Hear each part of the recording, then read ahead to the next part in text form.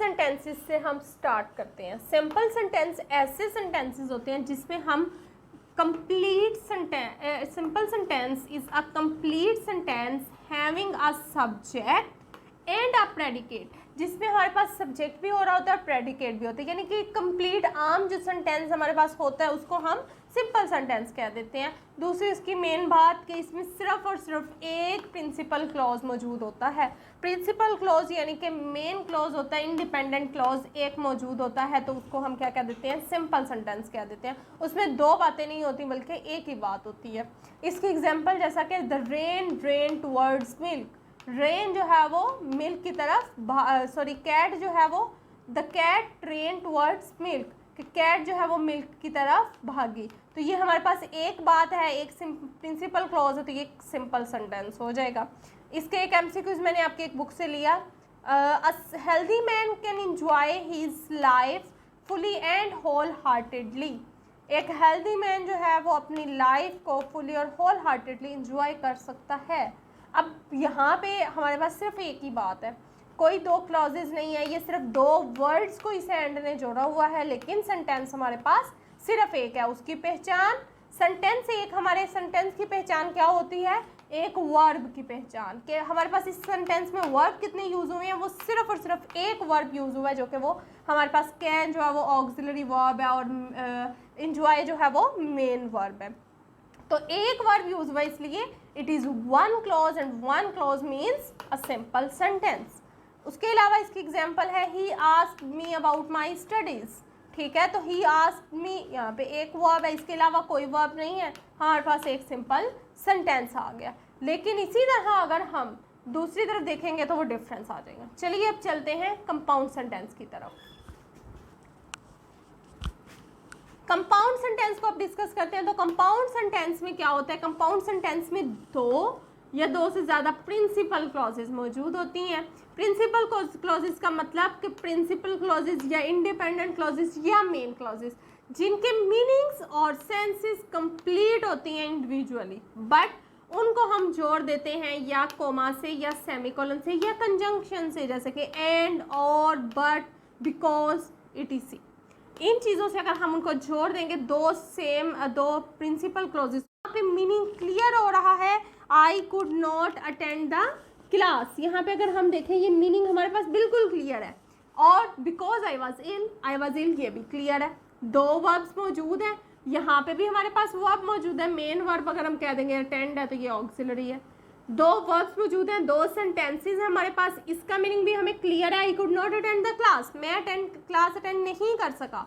I was ill, मैं बीमार था। जुमले दोनों कंप्लीट हैं, दोनों की सेंसेस कंप्लीट हैं, बट इनको जोड़ दिया एक कंजंक्शन ने, तो ये बन गया कंपाउंड सेंटेंस। कंपाउंड सेंटेंस वो होता है जो कि दो प्रिंसिपल और मेन क्लॉजेस को आपस में जोड़ देता है।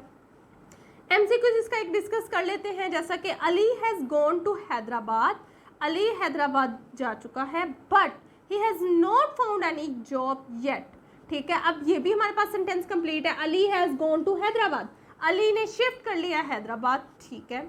He has not found any job yet, उसको अभी तक कोई जॉब नहीं मिली, ये भी सेंटेंस कंप्लीट है। तो दो सेंसेस को जोड़ा किसने, बट ने, ठीक है, कंजंक्शन ने, तो ये हमारे पास कौन सा सेंटेंस बन जाएगा, कंपाउंड सेंटेंस, जिसमें सेंसेस तो कंप्लीट है लेकिन दो सेंटेंसेस को आपस में जोड़ दिया गया है। अब चलते हैं कम्प्लेक्स सेंटेंसेस की तरफ। Let's see about complex sentence. Complex sentence वो होता है जिसमें हमारे पास दो क्लॉजेस तो होती हैं, बट प्रिंसिपल क्लॉज एक होती है और एक डिपेंडेंट क्लॉज होती है। जैसा कि a sentence consist of dependent clause as well as independent clause, जिसमें हमारे पास एक प्रिंसिपल क्लॉज होती है और एक डिपेंडेंट क्लॉज होती है। यानी कि एक क्लॉज तो ऐसी होती है कि हमें सेंस क्लियर है, हमें समझ आ रही है, लेकिन दूसरी क्लॉज की हमें समझ नहीं आ रही होती। फॉर एग्जाम्पल, वॉक क्विकली, जल्दी चलो, क्लियर है, ठीक है, जल्दी चलो। Else you will not overtake him, otherwise तुम जो है वो उसको क्रॉस नहीं कर पाओगे, उसको ओवरटेक नहीं कर पाओगे। तो अब अगर हम यहाँ पे देखें तो एक क्लॉज हमारे पास है वॉक क्विकली और दूसरी क्लॉज है else you will not overtake him. अब इसका क्या मतलब है कि तुम क्रॉस नहीं उसको कर पाओगे। इसका मतलब क्या है, क्या करना होगा कि भाई मुझे उसको क्रॉस करना है, क्या सेंस है, मीनिंग तो क्लियर है, सेंस क्लियर नहीं है, यानी कि इट इज डिपेंडेंट क्लॉज। और डिपेंडेंट क्लॉज के साथ एक आ गई इंडिपेंडेंट क्लॉज। तो जब एक सेंटेंस में एक डिपेंडेंट क्लॉज और दूसरी इंडिपेंडेंट क्लॉज हो जाए तो वो क्या कहलाता है, कॉम्प्लेक्स सेंटेंस। दूसरी एग्जांपल देख लें, the town in which I live is very large. The town is very large, in which I live इसको सेपरेट कर दें, क्यों, town is very large, is जो है वो यहाँ पे मेन वर्ब है और ये किसके साथ आ रहा है, टाउन के साथ आ रहा है। तो the town is very large, ये हमारे पास एक अलहदा पार्ट है इन विच आई लिव। और इन विच आई लिव अगर कोई कहे तो फ्रेज है तो ये गलत होगा, क्योंकि लिव जो है वो हमारे पास एक वर्ब है, मेन वर्ब है। तो यानी कि ये दो क्लॉजेज हैं, the town is very large, in which I live, ठीक है। तो ये दो क्लॉजेज हैं। और अब इन विच आई लिव इसका मतलब आपको जाहिर हो रहा है जहाँ मैं रहता हूँ, तो क्या सेंस है, मीनिंग तो क्लियर है, सेंस क्लियर नहीं है। यानी कि in which I live is a dependent clause and town is very large is independent clause, इसका हमें मीनिंग शो हो रहा है। तो जब ये दो सेंटेंसेस आपस में मिल जाएंगे, दो क्लॉजेस आपस में मिल जाएंगी, तो क्या कहलाएगा, कॉम्प्लेक्स सेंटेंस। एमसीक्यू इसका है एक, Tom lives in the town where I live in. Tom वहाँ उस टाउन में रहती है, टॉम टाउन में रहता है, ठीक है, जुमला complete, Tom lives in the town. आगे क्या है, वेयर आई लिव इन, जहाँ मैं रहता हूँ। यहाँ पे हमारे पास एक अलहदा सी सेंटेंस आ गया, वेयर आई लिव इन, कि जहाँ मैं रहता हूँ।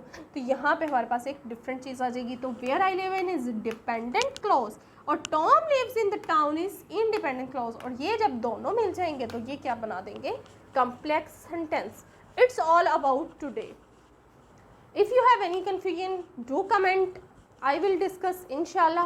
Otherwise I am going to upload the sentences PDF in the description link, ठीक है। तो आप उन MCQs को सॉल्व करें। I will try my best कि मैं उन MCQs को खुद वीडियो बना के अपलोड कर दूँ। तो ये आपका एक टॉपिक कवर हो जाएगा। नेक्स्ट हम टॉपिक में कंपाउंड कम्प्लेक्स सेंटेंसेस भी कुछ होते हैं, उनको हम डिस्कस कर लेंगे MCQs में। कंपाउंड कम्प्लेक्स सेंटेंसेस का थोड़ा सा आपको बताती चलूँ, कंपाउंड कम्प्लेक्स सेंटेंसेस में क्या होगा। उसमें हमारे पास एक कम्प्लेक्स सेंटेंस भी होता है और उसके साथ साथ हमारे पास कंपाउंड भी होगा, यानी कि एक पूरा कंपाउंड सेंटेंस लिख लें, जैसा कि हमने वहाँ पे डिस्कस किया, walk quickly else you will not overtake him. ये लिख के आगे अगर हमारे पास आ जाए कि walk quickly else you will not overtake him but इंशाल्लाह यू विल सक्सीड। तो अगर हम इस तरह से कुछ भी ऐड कर दें कि वो कंपाउंड सेंटेंस में बन जाए और एक उसकी सेंस कंप्लीट बन जाए, तो अब ये तो कम्प्लेक्स है। आगे हमने ऐड कर दिया प्रिंसिपल क्लॉज, तो हमारे पास क्या बन जाएगा, वो कंपाउंड कम्प्लेक्स सेंटेंस बन जाएगा। इसकी प्रैक्टिस हम नेक्स्ट कर लेंगे।